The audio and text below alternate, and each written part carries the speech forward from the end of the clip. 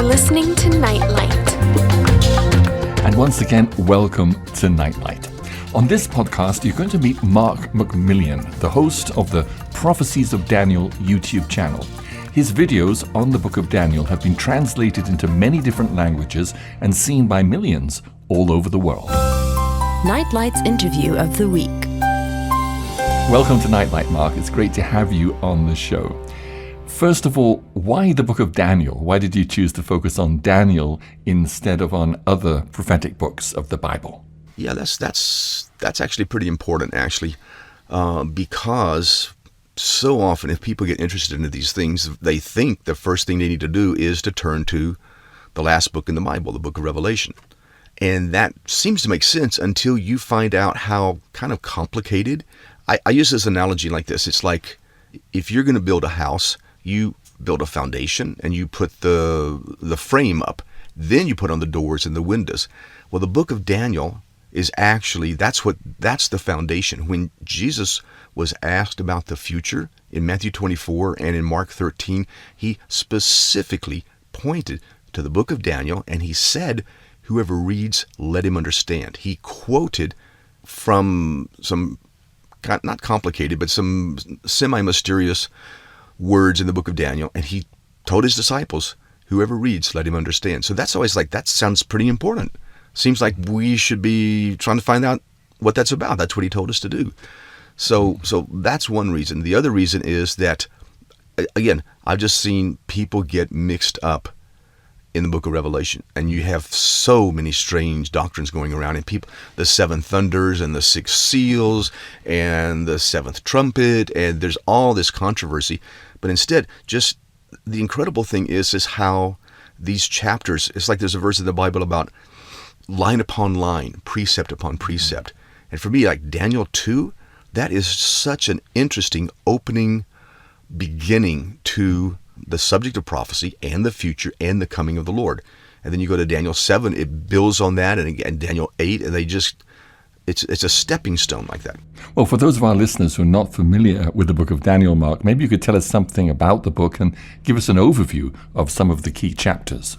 Even just sort of giving a little thumbnail or a little idea about who Daniel himself was, because he was sort of an unusual character. Yes. This was right at the time of the fall of Israel, being defeated by Nebuchadnezzar in Babylon. Israel had been a nation, depending on how you look at it, for centuries. They had reached their peak under King David. The nation split up after Solomon into two parts. The northern part, Israel, got taken over by the Assyrians about 722 BC. The southern part, Judah, which is the two tribes of Judah and Benjamin, they still were blessed by God and protected by God. They wasn't like they were so great, but they kind of kept going with the Lord longer. But God sent the prophet Jeremiah, because it was the handwriting was on the wall, so to speak. It was like going to happen. And so in some of the very first raids that Nebuchadnezzar sent against Israel around 606, 604 BC, one of the things that happened was they carried away some of the royal family, so to speak. So Daniel seems to be, he wasn't necessarily, the prince in waiting to be king, but he was some kind of royalty. And in the book of Daniel, he and his friends were called children sometimes. So you get the feeling you're talking about 13 or 14-year-old boys, something like that. And they're carried as slaves and as captives all the way across to what is today modern Iraq, which in those days was, the capital was Babylon, which was a pretty major city and a pretty successful bunch of folks.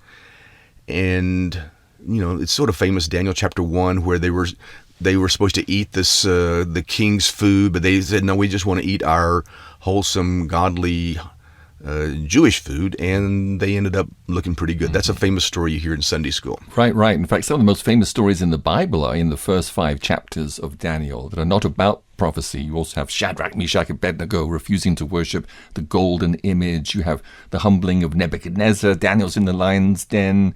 Mene, tekel upharsin, the handwriting on the wall. That's right. But then again, I don't want to say it's ironic, but it's something that, in a sense, the most important chapters are very rarely talked about in church.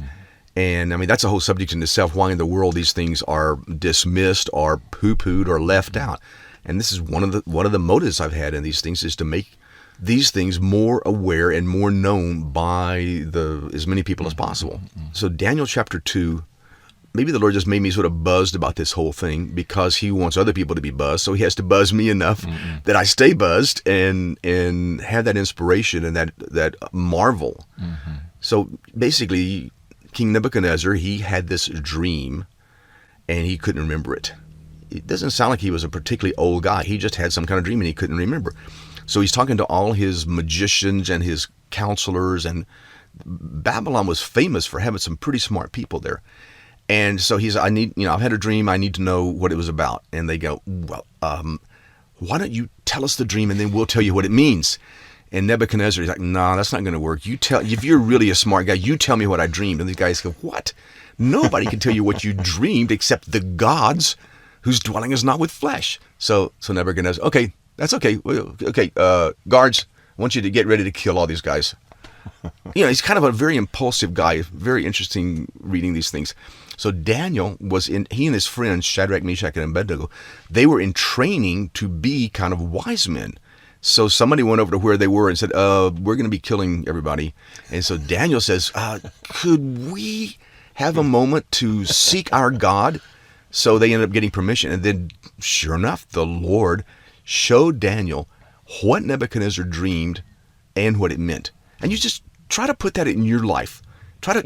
You try to put this in something, that your boss or you're the president of your country or something like that. And so you get down to desperate prayer and God shows you the dream and the meaning.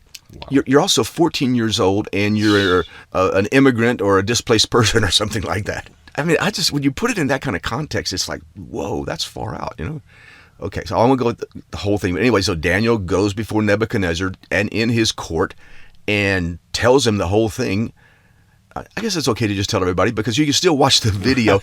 But it's just like, I just love this stuff because the next thing that happens is Nebuchadnezzar falls at the feet of little Daniel and says, we need to offer sacrifice to this guy. Wow. So just think if it's, we're talking about the president of the United States or the leader of Russia, and he's falling at the feet of some illegal immigrant or something like that. You go, that's pretty far out stuff.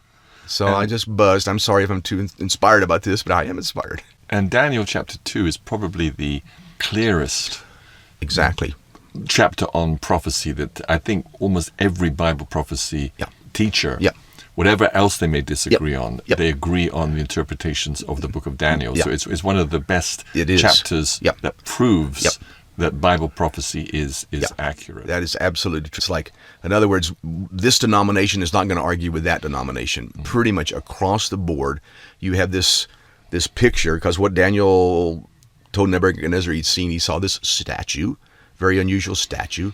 Then the statue got hit by this rock, and the whole statue crumbled, and then this rock became this great big mountain. And Daniel basically said, these are the kingdoms, this is your kingdom and the kingdoms coming afterwards. But God's going to set up a kingdom on earth that's going to break all these other ones. Well, this had never, that I know of, had never been really shown, to Isaiah, to Elijah, to Moses, to David, to Solomon.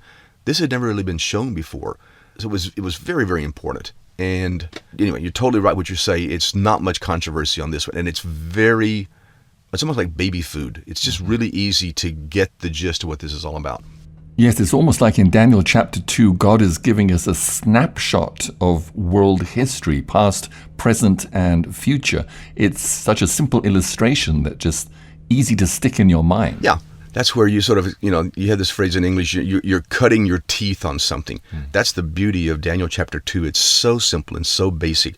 But as you look a little bit deeper in it, it's exactly like here's this head of gold, and Babylon, it was, the golden city. It was an amazing place, and the astronomy, lots of stuff. They were mathematics. They were clever people.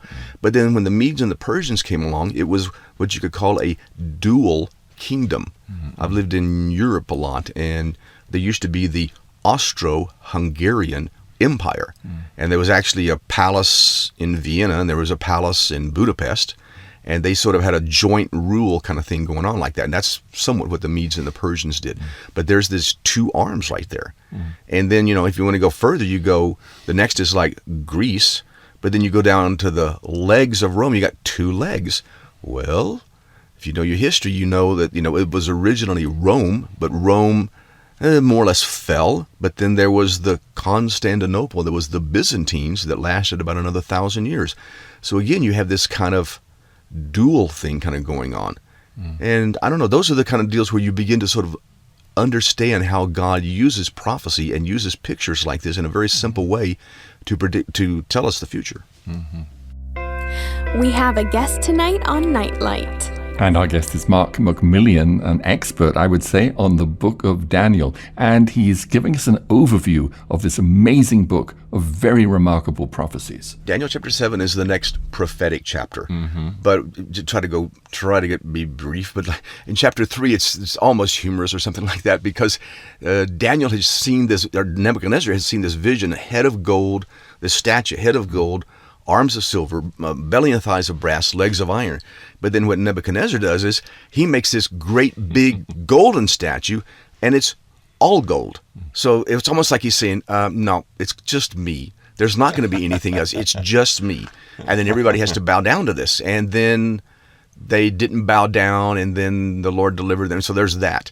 And then in chapter 4, it's really amazing, because Nebuchadnezzar was a sheep. He was actually a man that God was working on him. He was also a very, very proud man, a very successful man. But the whole of Daniel chapter 4 is written in the first person by Nebuchadnezzar, because it's his salvation experience. And I don't know of anything else in the Bible, cover to cover, where there's anything like that. He's speaking I this and I that. And in the last verse, I just love it. Nebuchadnezzar says, "They that walk in pride, he is able to abase." Talking about God. But he turned fully to Daniel's God. And there's chapter 5 and there's chapter 6. We've got Daniel in the lion's den. We've got the situation where there was the handwriting on the wall. That's where that phrase comes from. Mene, tekel, upharsin. Exactly. Meanwhile, Nebuchadnezzar had passed on, and his grandson was kind of running things, who did not have the heart of Nebuchadnezzar at all. And this is right at the time when the Medes and the Persians, and it's controversial in some ways, but there's a pretty good likelihood that the Medes of the Bible are the Kurds of today. The Medes and the Persians had a very similar language. They were almost like cousins. It wasn't the same thing. As I understand it, the Kurds of today, their language is almost like more Persian-based than anything else. They also occupy almost exactly the area that Media used to occupy. So this was right at the time when the Persians were about to take over from the Babylonians. Lighting your path through the end times. You're with Nightlight.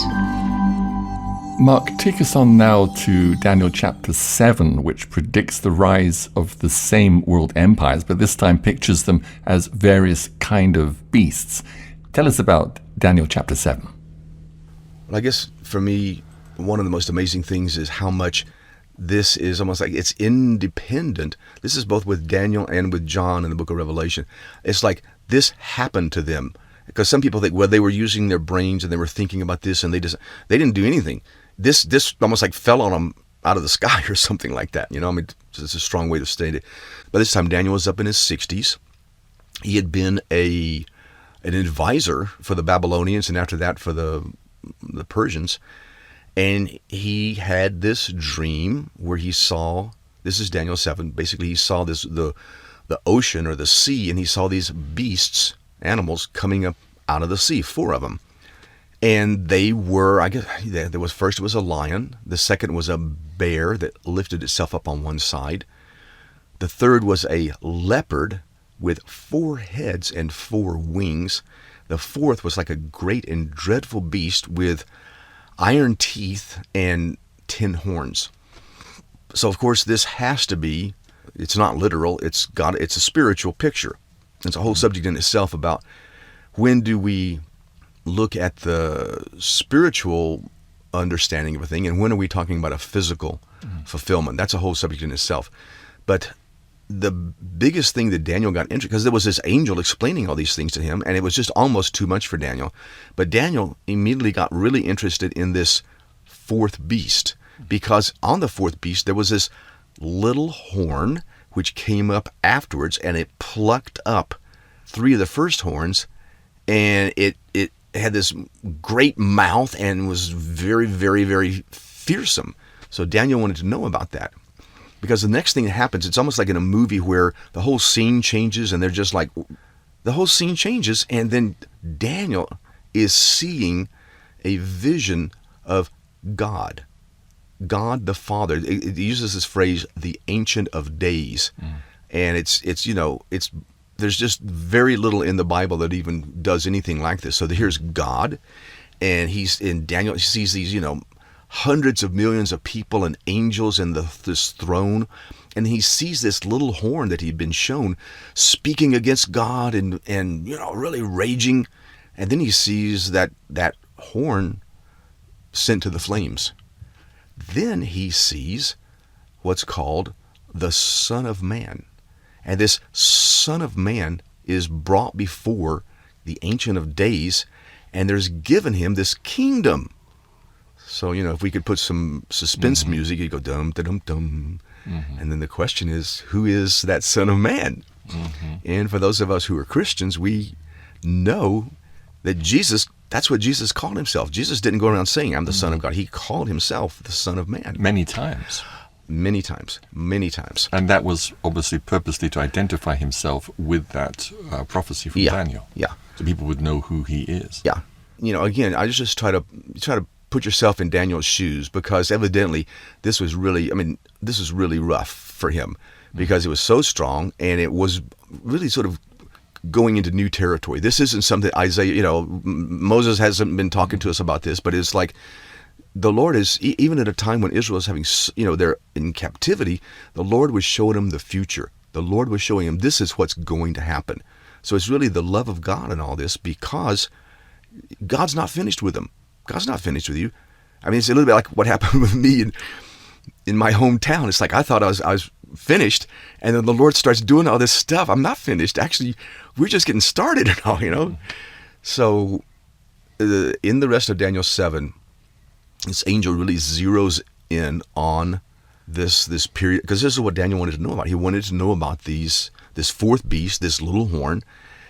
Again, I won't quote the whole chapter and get into it too much, but if you look at these things, Daniel chapter 7 is the closest chapter in the Old Testament to the book of Revelation. There's so much, and because I was just working with an Arabic translator recently, and we were going through this chapter, and he just sort of exclaimed, well, this is just like Revelation.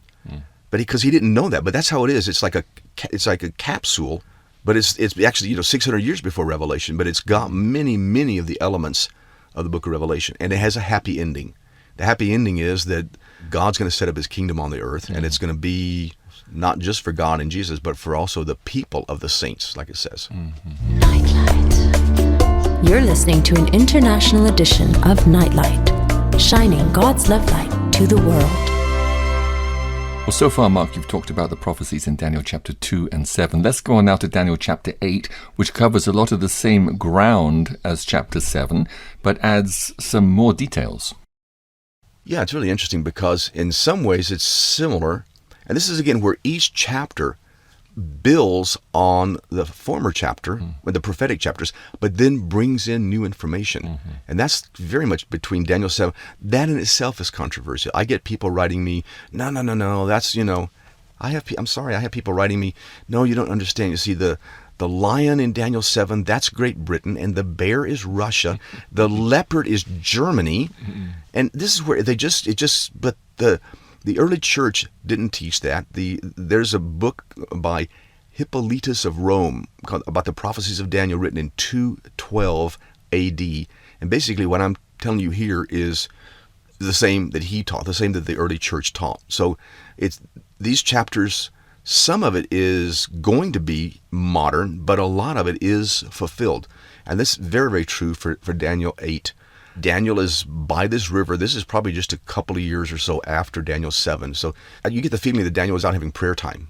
I think he was out having prayer time by this river, And he starts having this vision of a ram and a goat. And the ram had 2 horns, and it was pushing from the east. The goat had 1 horn, and it was pushing from the west. And the ram and the goat ran into each other, and the goat defeated the ram. So Daniel, of course, is just like seeing all this. And then there's an angel. This is what's not, there's an angel there, and he tells him specifically, clearly, what that symbolism was. And this is in Daniel 8. The angel told Daniel, the ram which you saw having 2 horns are the kings of Media and Persia. No ambiguity there. And the goat is the kingdom of Greece, and the great horn is the first king. So this is just, if you're an atheist, or how can you explain this? Because that's what happened 200 years later, that Greece, led by Alexander the Great, came against the Persians around 330-something BC and did exactly that. They defeated the Persians. And the cool thing is, it's even talking about the first king. Pardon me, but I just haven't lost my awe at this whole thing. Because I made a separate video. There's the Daniel 8 video, but I made a separate video on this whole thing about Alexander. Because what happened was, if there's a book called Josephus's Antiquities of the Jews. This guy was it's not a Bible book, but he was a secular historian at about 70 AD or so. And he was like working with the Romans. But he wrote that when Alexander the Great came to Tyre, came to Gaza, he came to Jerusalem, and that the priests came out to meet Alexander. Alexander did obeisance to them because he had seen a vision and a dream. They took him into Jerusalem. They showed him Daniel chapter 8, and they showed him that he was going to defeat the Persians that had been predicted. Well, he had already had a premonition about this in the first place. They said, and he said, I guess that's me. What can I do for you? And this is history. This isn't, this is outside the Bible. This is historical. Alexander went on to be sympathetic and helpful to the Jewish cause the rest of his life. And that's just like, why don't they teach that in university? Because it's such a powerful testimony of prophecy.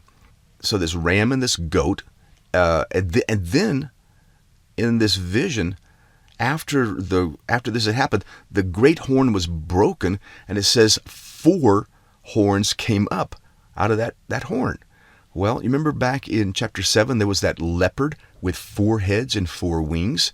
Same picture again, because history tells us that Alexander died in his 30s. He died like 33 years old or something like that. He didn't have any children to take his place, so his kingdom was divided up between his 4 top generals. And you see, the deal is there'll be some people,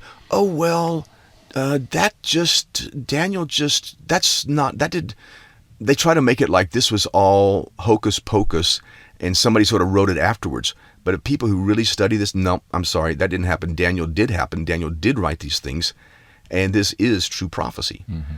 So I could talk maybe 20 more minutes about some of the things further in Daniel 8 are some of the things that Jesus first talked about. When Jesus said, when you see the book of Daniel, things in Daniel 8 are some of the things that Jesus talked about. Mm-hmm. And also one of the things that really is meaningful to me is because that angel said 3 times, at the time of the end, this is going to happen. Mm-hmm. Because some people say, well, yeah, there's that little horn. That was this guy from about 160 BC, leader of the Greeks, and he sacrificed a pig at the temple in Jerusalem. Antiochus, it's all been fulfilled. Mm-hmm. But the angel says, no, at the time of the end, it hasn't all been fulfilled. Right. At best, Antiochus was a forerunner or archetype of the Antichrist. As Mark, we're most likely ourselves going to be living in the days of this last great world leader. Maybe you could talk something about him, because there are plenty of pointers in these last few chapters of how we can recognize him. That's very true what you say. And also, it's like trying to go from first grade to 12th grade in 20 minutes. You can't do that. You have to, or like a meal, you just can't eat everything for a month. So what you have to do, and that's why I've made these videos, I've tried to break it down, make it simple. You watch Daniel 2, you watch Daniel 7, you absorb that, you absorb Daniel 8, then you go on to the next ones. Because if you go too fast, you're just not going to get it. Mm-hmm. I couldn't. The first time I had some of these chapters, I was just lost. I didn't know what it was about. So it's very true that Daniel chapter 9, kind of a controversial chapter. but it's very much linked to what the video you recently did about the temple in Jerusalem. Mm-hmm. And I really enjoyed that video because people who were really, I don't know, I want to use the word extremists, but very sort of, if you really sober look at these, many people, they're sort of looking towards Jerusalem. They're looking for a third temple. They're looking for animal sacrifices. And this is what you brought out in your video. They're ready to go with this kind of stuff. There's people there who would be building a third temple, and the people in Israel who would be doing animal sacrifices. And this completely dovetails into the end time picture that we see in prophecy, both in Daniel, 2 Thessalonians, Revelation. These things, I mean, you read your Bible and then you look at the news and you just are blown away because it's going on right there like that. So I've very briefly, touched on some of the things that are in Daniel 8 that I wasn't talking about before, that are talked about in Daniel 9, that Paul talked about in 2 Thessalonians. Paul said, that day, the coming of that day shall not come, except there come a falling away first, and that man of sin be revealed, the son of perdition, who opposeth and exalteth himself above all that is called God or that is worshipped, so that he, as God, sits in the temple of God, showing himself that he is God. Mm-hmm. Where did Paul get that from? Mm-hmm. He didn't just make that up. He almost certainly is reading Daniel. It was like a known thing. He knew from Daniel this picture of a temple. And of course, the deal is in 70 AD, that temple, there was no temple for 19 centuries. And here we are in our lifetime, when we were babies, Israel comes back together. In 1967, if I'm not mistaken, they took what is believed to be the Temple Mount in Jerusalem. And like the people you've interviewed people face to face who are ready to start the sacrifices. Mm-hmm. So I don't know. It's good to not just sort of yawn and take that for granted. That's not something to take for granted. That's heavy stuff. Mm-hmm. So you mentioned Daniel 11. It's a very sobering thing. There's different phrases you can bring in. The Great Tribulation, the 7 years, the peace pact, the 3.5 years. And this is where, if you're listening to this for the first time, I'm really trying to go slow and not pack too much information here, trying not to, because this is where you need to go. And this, if you look at the videos, you'll see a lot of what I'm talking about. But the picture seems to be of a future world leader, unlike anything that any of us alive have seen, a little bit like Alexander the Great, a little bit like Adolf Hitler, but more than that, just a man for all seasons and all times, but not a good man, but a very, very subtle evil man who will evidently unite the nations, and maybe at first even seem to be doing a lot of good things. This is how the devil can sometimes look like he's doing good things, but will ultimately enforce worship of himself. And this is very much of a thumbnail. This is what Daniel 11 talks about it. But he's not omnipotent. He's not God. He's going to have wars. Nations will fight him. This is scripture. This is not speculation. When I teach, I really try not to throw out stuff that I can't really back up with scripture. So what I'm telling you right here, this is scripturally based, that there's going to be a time of what Jesus called Great Tribulation. And if you've been told that we're not going to go through that Great Tribulation, that's why you need to kind of watch these videos, because we are. But it's not all bad, because God's going to raise up and strengthen brothers and sisters of the Lord to be some of the greatest witnesses of all time. And at the end of that Great Tribulation, this is when the Lord returns, and it's the beginning of the kingdom of God on earth. Shining bright in the dark night, you're listening to Nightlight. Mark, before we wrap up, please could you share where our Nightlight listeners can find these videos that you've made on the prophecies of Daniel? Okay, so I have two websites. The site that specifically deals with these things is called PROPHECIESofDaniel.com, just like that. And when you go on that site, you'll see these little flags in the upper right-hand side, and there's already about 8 or 9 or 10 flags there, and maybe your language, maybe your native language is there, and some of these videos have already been done in your language. The videos are there, but they're there in many different languages. I have 6 main videos and 3 supplementary videos like that. So PROPHECIESofDaniel.com. If you're on YouTube, I have a YouTube channel, Mark McMillion 1, the number 1. I've tried to make these videos not too long, less than 30 minutes. I've tried to simplify them and make them for people who are sort of new to all these things. And I'm hoping that it's a blessing to those of you listening to this, and I do look forward to being back up again. And I'm going to invite Mark back onto Nightlight in an upcoming show to share about Daniel 10, 11, and 12, so you can look forward to that. You'll find the link to Mark's websites and YouTube channel below. That's it for now, and I'll be back with you very soon for another Nightlight podcast. Bye-bye.